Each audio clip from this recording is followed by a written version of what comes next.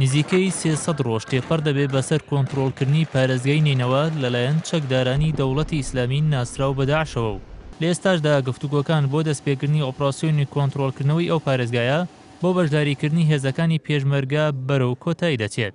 پاش تێپەڕبوونی 5 ساڵ بەسەر دروستکردنی دەوڵەتی عێراقدا و لە ساڵی 1925دا کۆمەڵی گەلان لە بڕیارێکدا ویلایەتی موسڵی بێراقەوە کە تا و کاتە لە بەغدا و بەسرە پێکدەهات و ویلایەتی موسڵی لە شارەکانی هەولێر و دهۆک و کەرکووک و دیالە و سلێمانی پێک هاتبوو. کۆمەڵی گەلان ڕێژەی کوردی لە ویلایەتی موسڵ بە لە 1970 و ڕێژەی عەرەبیشی بە لە 1921 مەزەندە کرد. شاری موسڵ لە ڕووی جوگرافیەوە گرنگە بۆ کورد چونکە باشووری کوردستان بە باکوور و خۆراوەی کوردستان و عێراقەوە دەبەستێتەوە. لە ڕووی ئابووریشەوە موسڵ یەکێکە لەو شارانەی دەوڵەمەندە بە نەوت و لە ڕووی سەرچاوە ئاویەکانەوە موسڵ سوودی هەیە بۆ ناوچەکانی باشووری کوردستان و لە ڕووی کوشتوکاڵیشەوە کەشەواکەی لەبارە بۆ بەروومی کوشتوکاڵی و چاندنی دانەوێڵە.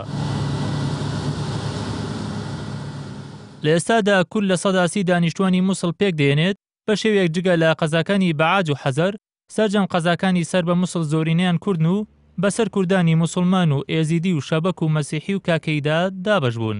لە دوای نەڵبژاردننی پارێزگای نێنەوەدا لایەنە کوردەکانی هەرێمی کوردستان بە یەک لیست بەشداریان کرد و توانیان لە 133 دەنگەکان بەدەست بێنن کە دەکاتە 11 کورسی لە کۆی 39 کورسی ئەنجومەنی پارێزگای نینەوە.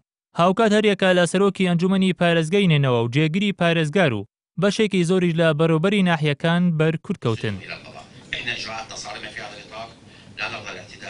لە ئێستاشدا لە سەروبەندی دەستپێکردنی ئۆپراسیۆنی کۆنتڕۆڵکردنەوەی نینەوە فەرماندەی گشتی هێزە چەکدارەکانی عێراق ئاماژە بەوە دەکات پێشمەرگە ڕۆڵەکەی گرنگی دەبێت لە کۆنتڕۆڵکردنەوەی نینەوەدا. بەرپرسانی هەرێمیش دەڵێن بەبێ بەرامبەر بەشداری لە کۆنتڕۆڵکردنەوەی نینەوەدا ناکەن.